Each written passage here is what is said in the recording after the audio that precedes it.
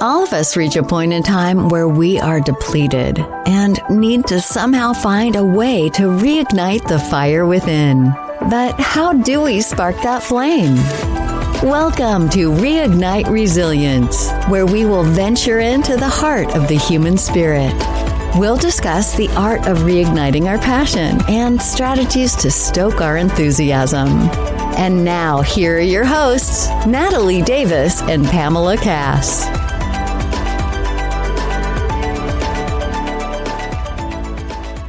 Welcome back to another episode of Reignite Resilience. I am your co-host, Natalie Davis, and I'm so excited to be back with all of you today. And joining me, of course, is your co-host, Pam Cass. Hello, Pam. How are you? I am good. Good to be here. I don't even know what day of the week it is, but exactly. You know what?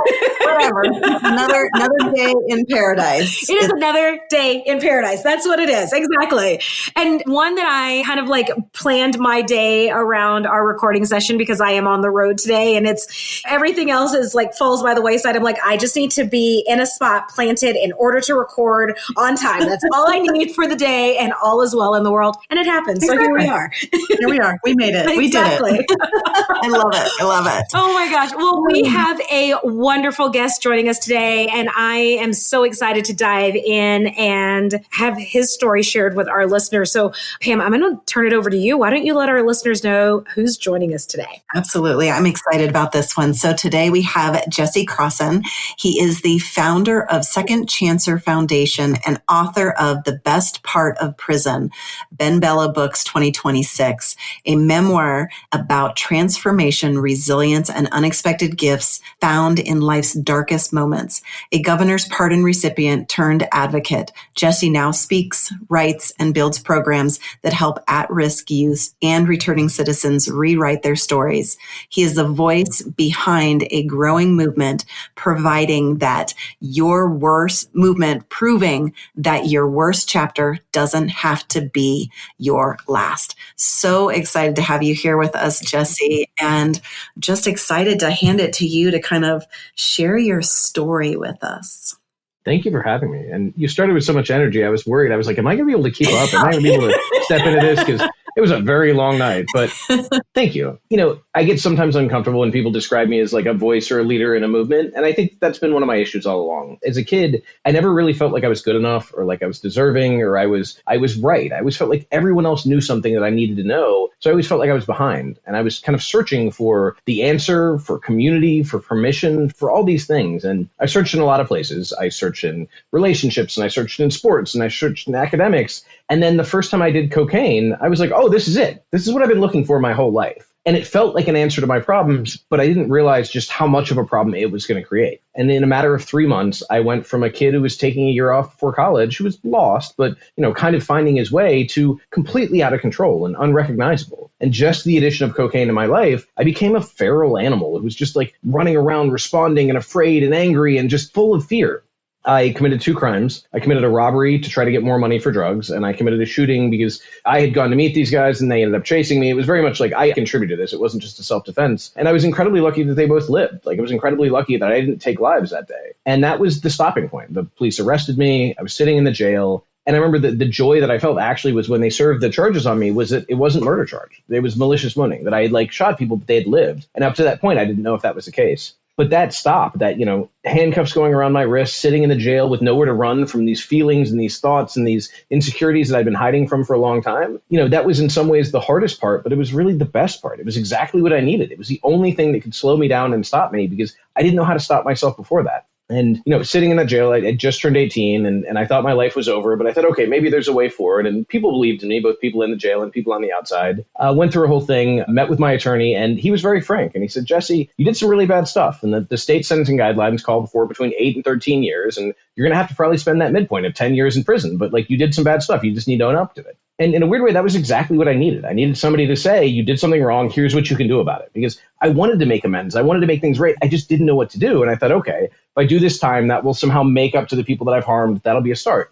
The day of sentencing, the first thing that happened was the Commonwealth's attorney, or the prosecutor here in Virginia, made a motion to modify the sentencing guidelines. And after we didn't object, the guidelines went from 8 to 13 years to 10 and a half to 16 and a half years. So now I was looking at a midpoint of 13 and a half years. But in my mind, I said, look, I'd already accepted 10 years. I'm going to deal with this. Like, I'm responsible. I was guilty. I pleaded guilty. Let's just get this over with. We went on, and the judge read out a list of terms. In the end, didn't actually know the total he had sentenced me to, but then sentenced me to serve 138 years with 106 suspended, or an active sentence of 32 years in prison. And I remember sitting in the courtroom and just like everyone was dead silent except one woman, I think maybe my mother, just kind of like wailed like this grief. And I turned around and I turned back to other people and just tried to smile because I was actually trying to comfort people in the room because I could see the distress on their face. And I was like, oh, it's going to be okay. It's going to be great. You know, not realizing that on the inside, I was just kind of slowly collapsing. And when I finally got back to the jail, they actually put me on suicide watch because they said they didn't trust that I wouldn't hurt myself after receiving such a long sentence. And that was when I kind of broke. That was when I just completely collapsed into myself. And it all became even more real than it had all those days locked in a cell, all those days like facing the fears and facing the memories. And I didn't know what to do. I just really and truly thought that my life was over. But I think like many people, that moment of collapse was what I needed. That moment of collapse gave me the kind of clarity and it gave me a place to start. Because up until then, I was always trying to run and respond and manage things and manage outcomes and just doing this unsustainable juggling act on a unicycle while riding down a hill. It was crazy. But when I lost everything, when I was finally stopped in my tracks, I had no choice but to face what I had done, where I was, and the options that were in front of me. And in some ways, that was a relief because I was no longer trying to manage or juggle all these things. And I could focus on what was right in front of me. I could, help this person who was studying for his GED, or I could do push-ups, or I could read, or I could go to sleep and feel sorry for myself. And just recognizing the clarity of all those options, I definitely had moments where I felt sorry for myself. I definitely threw a couple pity parties and put a little hat on my head and ate a honey bun. But I chose to go in a direction that was what I wanted to do. Because for the first time, rather than just responding to things, I was actually choosing the path that I was following. I was actually making my own way and acting like I had agency. And that was liberating. So ironically, I found freedom, or I found agency inside a prison cell. Jesse, that's wild, right? Because here you are taking what many young people do, right? They take the gap year, very common with European children and / young adults, taking this gap year to find purpose, have an understanding of what you're going to do, where you're going to go. And instead of like finding that independently, it took this event, actually the sentencing. It wasn't the event itself. It was the sentencing that put you in that space where you were able to realize, okay, I have agency now. I get to choose and I can still fulfill my purpose, whatever that may be, or at least go on this journey to find out what my purpose is. Yeah, I don't think I knew it was possible. And the irony is that by losing everything, by losing all these outside options, I suddenly found a path to that purpose and to that meaning on the inside. Yeah, absolutely. Can you take us back to just childhood as you're leading up to this gap year? Like, what was childhood like? I mean, just in terms of household and where you were plugged in, what you were involved in. What was your experience growing up? I had one of those interesting experiences because what it looked like on the outside wasn't necessarily what was happening on the inside. My parents were both very respectable professionals. They were also addicted to drugs and alcohol, and they got clean when I was younger. My dad used to have a saying. He said, if you take a drunk horse thief and you take away the alcohol, you still got a horse thief. And so what I saw was my parents had done a lot of work and they had gotten sober, but some of the underlying issues they hadn't really addressed or they hadn't had the tools to address. So I grew up in a place that didn't feel the most stable or didn't feel the most safe. They had a really tumultuous divorce that involved assault and arrest, and I didn't know what to do with that. And I really thought it was my job to take care of other people. Like I thought it was my job to kind of take care of my family. The same way as that day in court, I thought it was my job to make sure other people were okay with what had just happened rather than worrying about myself. And I got into that pattern and it felt good because it was a thing that I was praised for. Like, oh, you're such a thoughtful guy. You're such a nice guy. You care so much about other people. Not realizing that the core of it, it was a trauma response. Like it was not coming from a healthy place. It was coming from that was the only way I knew to try to create safety and security in my life or in my household. So I'd say, again, on the outside, things look great in a lot of ways. But on the inside, I was constantly dealing with this insecurity and this weight and this pressure. And I don't even know if it was anyone putting that pressure on me as much as me putting it on myself, but to make sure everyone was okay, make sure everyone was happy, make sure everything was going well. And I was basically just constantly emptying my cup and depleting myself and then waiting for someone to magically come along and make everything okay for me, When we watch Disney movies as a kid, that's the story. Like if you act good, good things happen, the hero comes along and they make everything better. So I kept thinking, well, if I keep acting good enough or I keep doing enough for other people, somebody's going to come along and it's all going to be better. And that just never happened. Yeah. Jesse, did you find yourself doing that same thing when you were in prison, wanting to help other people and take care of other people at your expense? Yeah. And it's funny because I don't know that I recognized that as clearly until I was doing an interview for the book. And somebody said, you did this thing. And like, I would have been up there proud of myself and beating my chest and telling everybody. And instead you were apologizing that you hadn't done more. And I hadn't seen that pattern. Like I hadn't recognized it because it's something I lived with my whole life. I felt so much guilt. I was able to take college classes. I was able to have enough to buy books or make phone calls or drink coffee. And a lot of people around me weren't.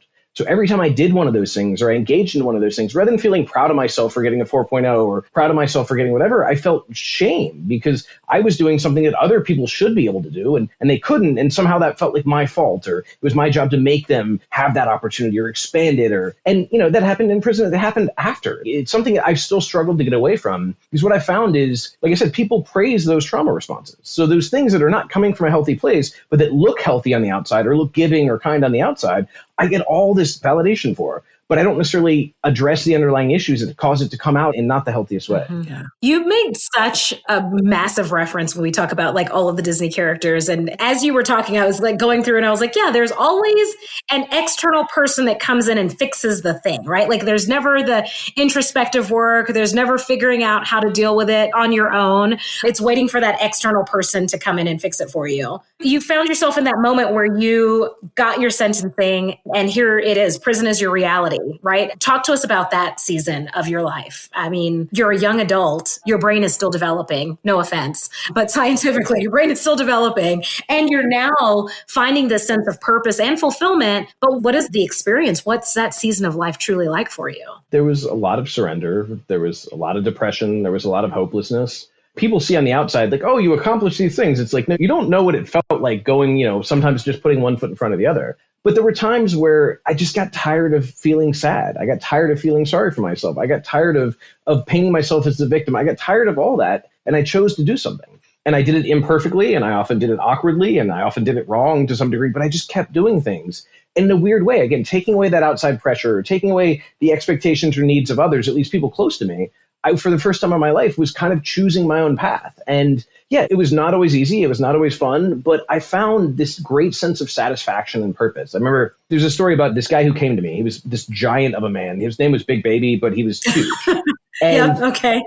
he was this like quietly strong and austere. Like people were terrified of him. And he came to me with this young humility and said, "Hey man, will you help me? I want to get my GED. I've been trying for years and I can't do it." And I just remember being so struck by that because this giant, intimidating figure came and he humbled himself in front of me. And not a lot of people ask for help in prison. Not a lot of people say, hey, you have something and I don't know how to do that and I want your help. So I was really impressed by that. And one of my kind of earlier mentors had taught me something that was really important. He said, if someone has never gotten something for free, don't offer them something free because they're not going to believe it. They're going to think it's a trick. So make them pay something, but make them pay something they can afford to pay. So at that point, he was the heavyweight boxing champ. So I said, hey, make a deal. I will help you get your GED if you teach me how to box. And I remember he just had this little kid smile that came on his face and he was so excited. And in addition to any tutoring that happened, in that moment, he saw that he had something of value to offer, that he wasn't just this big, scary, violent guy. He was happy because he got to be what he wanted to be, which was a helpful person. He got to be a part of someone's story. And there was a whole long process and there was some forward progress, there was some backward progress, but I will never forget the day that he walked back into the pod with tears streaming down his eyes and he picked me up like a little kid and swung me around because he had passed his GED. Like it had finally happened. And that sense of happiness and joy and validation, it was the best I'd ever felt in my life. And it had nothing to do with me. Like I hadn't done anything. I had just been in a place to help someone see their capabilities and what they could do and what they could accomplish. And that was when I realized that I'd been doing this life thing all wrong, focusing on what do I need and what do I want. And all of a sudden, when I started looking externally, I said, okay, like this is much more satisfying. Like this isn't trying to meet somebody's needs so that I'll feel okay. This is actually showing up and say, hey, what is it you want and how can I help? Not controlling the expectations, not controlling the outcome, but just showing up and giving my time in a way that ended up being ultimately satisfying. Jesse, what was it about you that made this giant baby like walk into yourself? Baby. Like, for somebody to do that, there had to have been something about you that allowed him to put down that guard to walk into your cell and say, hey, will you help me get my GED? I can't imagine that's just a random thing. Right. Well, first of all, if I ever see him again, I'm going to call him a giant baby because he's been looking forward to this. Don't give him my name or address. Can you make sure to say Pam said? I think at that point I was lucky to be one of the few people, maybe like 3 or 4 people on the institution of over 1,000 who was taking college classes. So people saw that. People saw that I had the books. I was always kind of helpful, and I don't know, that had always been my role. I'd always been the counselor, I'd always been the helper, I'd always been like the person, even from a young age. So I think as he saw that dynamic, because he would always sit in the corner, and he was just this like silent, scary figure sitting in the corner watching everybody else. And I can't remember exactly what he said, but someday he was like, yeah, I've been watching you, and like, I feel like I can ask you. And so whatever it was, I created space for him to do that. And even so, I mean, it was still a huge act of courage, and it really impressed me. And he taught me a lot through that process. Like, I feel like I very much learned more from him than he learned from me, because that GED was a small part of him teaching me what it is to not give up. Because like, I knew how to, in theory, not give up, but I watched this guy struggle with things, like struggle harder than I had ever started with anything in my life. And he got it one day. We were working on the distributive property in algebra. And then the next day he couldn't get it. And he like threw his hands down and he was angry, but then he just stopped. And he said, you know what? If I got it yesterday, I can get it again. And that was it. Wow. He just made a decision to get it, to keep going, to not be frustrated. And I had never done that. I'd never seen anyone do that. So in that moment, he thought that I was teaching him, but he was teaching me so much more about life than I ever could have imagined. That is huge. And the surrender piece, right? Like when you talk about him just having that humility and saying, hey, I'd love your help in this. That too in itself is a lesson for you, right? Like in realizing I don't have to have all of the answers and I don't have to help everyone all around me. Yeah.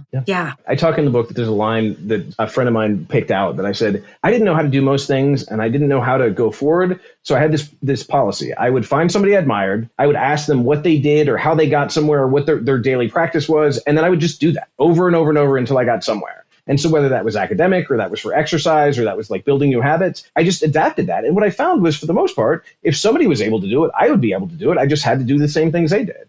And that has really gotten me a long way in life. I love that. I think that's huge. And that's great advice for all of us, right? Like oftentimes we look at the end result, like the reward, the goal that someone has hit, and we think, oh, we want that. And we think about the goal, the objective, and we don't think about, as you mentioned, the habits that they pick up along the way. And so instead, you were like, I can replicate or take on similar habits in my own respect and still achieve what I want to achieve. Not just achieve the thing. It's absorbing and owning those habits and understanding that that's the step that you have to really knock out of the park before you hit the goal. Yeah. And I think people miss the point. People think like, oh, I want to be a millionaire, or I want to win a gold medal, or I want, like, all that's irrelevant. Like the end result is not what really matters. The end result is just kind of like the finality of all the work we've done and all the exploration. I gave a talk at a college today talking about what education gave me was this better sense of understanding and this better sense of belief in myself, because I never felt like I could do hard things. I never felt like I deserved to do hard things or deserved to accomplish anything. So as I continued to show up and as I continued to, graduate from a class or eventually get a degree or get a certification or move forward, I suddenly began to believe that I could, and maybe even that I should. And really, that's what the work is. It's all those steps that allow us to see ourselves in a different way so that we can become the person we want to be, because the work itself, it may not be easy, but it's pretty simple. It's getting to the point that we believe we're able to or that we deserve to. Absolutely. Oh my gosh. I love that piece. The best part of prison. When did this come about in your journey? And tell us a little bit about the book itself. So, I did a lot of writing while I was inside. I had a couple articles published, but, mostly just wrote letters and wrote poetry and just wrote because I had nothing to do. So I'm staring at a wall and I'm kind of like dumping everything from my consciousness out onto paper. That didn't turn into the book though. But I remember I was this rut where I was just like, even if I do ever make it out, what am I going to do? Nobody's going to hire me. Nobody's going to rent to me. Like I have no future. And so I met this psychologist and he sent me a book, which was this career course. And it was all about finding values and keystones, basically the things that I cared about or the things that were important to me, and then building a life and building a career based on that. And so I was like, all right, I respect this guy, so I'm going to try. And I went through this whole course and I remember getting it down. And at the end, I said that if there were no barriers, I would be a writer, I would do public speaking, and I would work with people one-on-one. And then in that cell, I remember looking at this and being like, that's not a job. Like nobody would pay me to do that. I can't even stay out of prison. Why would somebody hire me for that? And I was like, this is a great exercise, but like this isn't possibly going to work. Yeah. And I also thought, at that point that I had 17 years left on my sentence. I didn't think I was going anywhere. But in August of 2021, with very little notice, like with literally an hour and a half's notice, I walked out of prison free about 10 years before I thought I was getting out,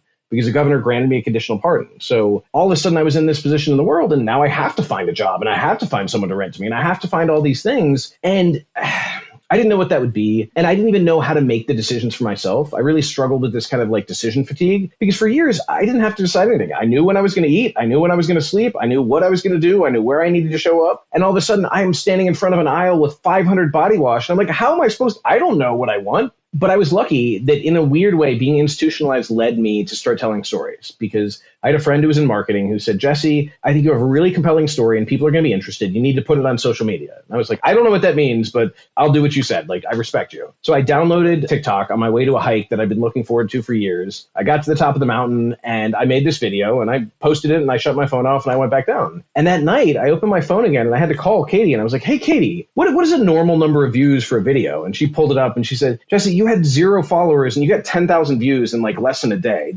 I told you people would be interested in your story. And it was COVID, so I would go to work during the day and I would go home and I would make videos and I would make responses and I would respond to comments and just interact with people. And it became my life because I didn't know what else to do. I didn't know how to exist in the world. So I just did this thing that allowed me to fill a bunch of time. And that led to talks about a book deal, about other things. I actually got a book deal, or I was offered a book deal not long after I got out, but they wanted to use a ghostwriter and they wanted to kind of control the narrative and they wanted to tell me how it was going to be. And I just didn't feel comfortable with that. So I said no. But the problem for me was that, like, I knew the story up until that point. I knew the story of getting out, which in itself was pretty extraordinary, but I didn't know how to end it. I didn't want to stop the day I got out of prison. I wanted there to be more. I wanted there to be kind of a cycle, and I was really waiting for that. And in 2023, I had this bizarre event. I don't want to kind of give it away because it is the end of the book, where it came full circle in a perfect way. And I remember I was in a relationship when I first got out of prison with a reporter who was amazing. And even though we broke up, we were still the best of friends. We still talk all the time. And I called her from this event and I was like, hey, this thing just happened. She goes, yeah, you got the end of your book. And she just like clapped her hands and was so happy. And I knew then. I was like, okay, I have the full story. I can write it. So I finished a book proposal and I had a friend who'd been a New York Times bestselling author, and she was gracious and gave me support and connected me with her agent. Her agent took my proposal, made a couple modifications, started sending it out, and then we got a deal. We actually got a couple deals. And the reason we chose this one is because this publisher wanted to prioritize people who were incarcerated. So 500 physical copies and unlimited digital copies are going to jails and prisons across the country free of charge, so that anyone who has access to that technology who wants to read this story can do so without any barrier. Yeah, that's incredible. But yeah, it was, when I started writing it, it was really me still trying to grapple with the past. How had I become this 18-year-old kid who was running around causing all this harm? Like, what was I so afraid of? What was I running from? And then how would I, in a system that leaves people often broken, somehow become like more or better or more whole and complete? Like, how would I heal in a place that hurts most people? And then I wanted to figure out how to extrapolate those lessons so that other people didn't have to go through the things I went through to learn that or to have that experience. And I remember the reason about the people inside is I remember sitting in a prison gymnasium, just crying my eyes out, because for years in the Department of Corrections, no one who'd been released could come back in, like maybe for visitation for an individual, but like only after certain periods of time. But the first time they let someone come back in, we were all crying because this guy who had fought like hell to get out of prison for more than 20 years decided the most important thing he could do with his day was to come back into prison to tell us that we still mattered and that we had a future if we took the right steps. And I don't know how to describe how much that touched me and everyone around me. Like I said, we were all in tears. You see a prison gymnasium full of people crying, like something's going on. It's something special. And so I wanted to write this book for people who were still inside. And that's why this book deal was so important to me, because I wanted to whatever degree possible, create for anybody who read this the same experience I had in that gymnasium when he came back in and said, we still mattered. That's huge. Yeah. Oh my Beautiful. gosh. Wow. And congratulations. And I love that you were able to work with a company that had that as a focus and a priority to get the books back into the prison and sharing that, again, aligning with what you discovered when you did the career visioning course, right? Like you did this career course. And Jesse, what I think is so interesting, like what we call like synchronicities or these moments in life where things just line up. I think about like that moment that you had where you're doing this career visioning course or this career course and you're like, I want to speak, I want to write a book, and I want to, what was the third thing? I want to write the book, I want to speak. Work with people one-on-one. Work with people one-on-one. And in my mind, like, I feel like you just put the key in the door and you unlocked it. And then it's like, and let's make that happen then, right? Like you realized. And it was truly that search for purpose and meaning that you were looking for prior to going into prison in that moment that unlocked, but you had no idea how it would ever come to be. No. And that's, like I was saying before, is so often it's just showing up. And if this person has gotten to that place, I'm going to do whatever they did. And so often I'm doing things that I don't see the end result of. Like, I don't see this as being possible. I don't know how we're going to get there, but I'm going to keep trying. It's one of my favorite books as a kid was The Phantom Tollbooth. And in the end, they realized they had done something impossible only because they didn't know it was impossible. And that's really how I've tried to approach things. You know what? This may be impossible, but I'm going to try it anyways. And, I've failed far more than I've succeeded. I've been told no far more times than I've been told yes. But I realized if I keep asking, eventually I'm going to get a yes or I'm going to succeed. Yeah. But you have such a defined why, which is to help other people, which it sounds like has been kind of your why your entire life. And so it really has. Now you're doing it. So what's so interesting about this book is, again, I was imagining this would be for people who are incarcerated or the families of people who are incarcerated. I was just at South by Southwest and did an author reading, but then also did a mentor session, which feels bizarre for someone to come in and ask me for mentorship. I'm like, what do I know? But this guy came in, this incredibly successful, incredibly wealthy, incredibly everything. And he said, when I read your book, I see myself in it. Like that same search for meaning, that same feeling like I'm not doing enough, like I could never do enough, but maybe if I keep trying, maybe one day I'll be enough. And it made me realize that, I was thinking of prison as this external thing, but that so many of us are just walking around caged in our minds and our hearts, or maybe we've even made outside, but we're like that tiger who's just pacing inside the cage where it used to be, because in our minds it's still real. And that was when I realized that if I want to help people be free, it's not just about people behind bars. It's about people who are living in those cages, whatever their situation. Yeah. And I think there's more than any of us can imagine. Oh, yeah. Absolutely. Absolutely. Especially those that are willing to take on the failure that you talk about, Jesse, right? Like you failed many of times as well. And yes, you have a fabulous story and a gift that you're sharing with other people, but there were failures along the way. There's so much fear around that. Like people don't want to experience that. They just want the highlight reel. They want what you share on TikTok, right? Like the good things that are shared online only without the failure piece. And that's part of it. That's what gives us the lessons for us to continue to grow and build along the way. I agree. I remember sitting in that jail cell when I was first arrested and I had been running from things for my whole life. And I felt like if I stopped, if I was a shark, I would die, or if I stopped, it would somehow consume me or destroy me. And the blessing was that by being forced to stop, I saw that I could survive it or I could keep going. I remember while I was incarcerated, I was a mentor in a mental health program. And there was this individual who was very much in the same place. Very much addictive behavior, a lot of trauma, like an insane amount of trauma. And he just couldn't stop. And so I finally sat down with him one time and I said, okay, let's try an experiment. I want you to just stop for 1 second, literally just 1 second. We're going to do it on the clock. We're going to do that. And then I said, okay, you made 1 second. Let's try 5 seconds. We eventually got up to 1 minute and I could watch his breathing deepen. I could watch him relax. And he looked at me and he goes, I've never been able to do that before. And I said, well, no, you have. You just didn't know it because you were trying to stop for your whole life. You weren't trying to stop for 5 seconds or for a minute. And that was what I realized, that we have to learn that we can endure the things that we're running from. We have to learn that we can survive the things that we're afraid of. And that failure was definitely something I was afraid of. I think we were all afraid of. But by losing everything, by being clobbered over the head, I had the blessing of having to start fresh because I didn't have anything left to lose. So what did I care? Yeah, very powerful. Absolutely. You mentioned the 3 things, Jesse. Going back to that, you enjoyed writing, you wrote the book, speaking and working with people one-on-one. Tell us how that has unfolded over the last couple of years. So I started Second Chancer Foundation back in 2022, and it was a bizarre twist of fate where somebody literally gave me funding for a 501c3 organization because they didn't want me to take a job at a big bureaucratic nonprofit because they thought my talents would be wasted, is what they said. So we started working with people doing reentry programs, essentially helping people learn the skills they need once they were out of prison. What we found was we started with a class of 14 and graduated 4 because once people get out of prison, life is pretty demanding. It's hard to say, oh, well, let me take this, several hour class and let me show up to this program. And, people need to get a second job or they have a relationship or they need to reunite with their kids. And so I realized we wanted to work with people while they were inside. This, by the way, is a whole litany of failures, just to let you know that it's continued even after prison.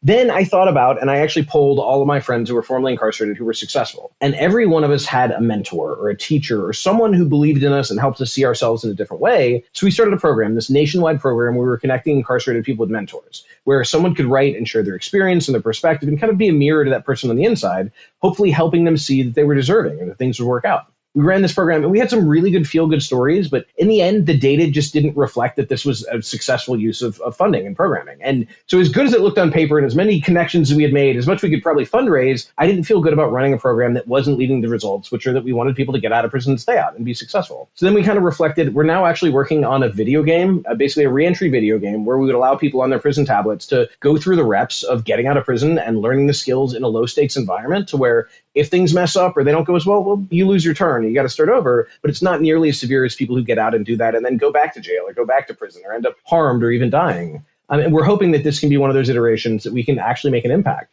On the one-on-one level, I go into the juvenile detention center. So after the college day, I had to jump right over to the juvenile detention center and I work with the kids. We bring in speakers or we bring in programs every month. It's kind of like I said before about the work being not easy, but simple, but the sense of deserving being the problem. Because when I first started bringing people in, the kids would either say to me or they would like say by their actions, they were like, yeah, this is great, but like college isn't for me, or like this job is great, but like people like me can't get a job like that. So I started focusing on saying, okay, well, where can I get someone who looks like you? Or where can I get someone who's from your neighborhood or someone who has your background who is doing all of these things? And as I've continued to bring people in, or I've continued to bring organizations in, you see that light of possibility come on in the kids' eyes where they're like, oh, like maybe I actually could do that. Maybe I actually could be a part of that, or maybe I actually do belong there. And that's the work that, whether it's one-on-one or with a small group, I feel most satisfied in, because I can see that light. I can see that immediate impact. And I remember what that was for me. I remember those moments where I started to believe in possibility. And if I can be a part of that, if I can be a part of that leads to freedom, even if I don't get to see the end result, even if I don't get to see where they end up or how great their life is, I know I was a part of that process. It's just ultimately satisfying. A light of possibility. That's huge, right? And so making sure that it's completely relatable for those kids, right? Because of course you bring a random person in, or even like bringing a celebrity in, like it's fun, it's exciting, that's great. That's not my reality. And so what does that mean to me? And then they go back to normal, regular habits and routines that they picked up before. Thank you for joining us today on the Reignite Resilience podcast. We hope you had some aha moments and learned a few new real-life ideas to fuel the flames of passion. Please subscribe on your favorite streaming platform, like or download your favorite episodes, and of course, share with your friends and family. We look forward to seeing you again next time on Reignite Resilience.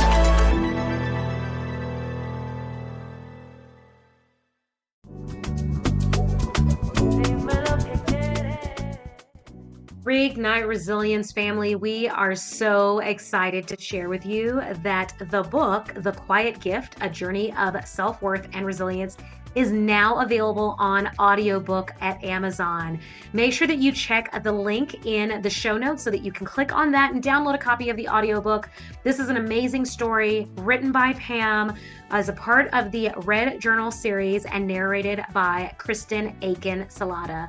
So we hope you enjoy. Until next time, we'll see you soon.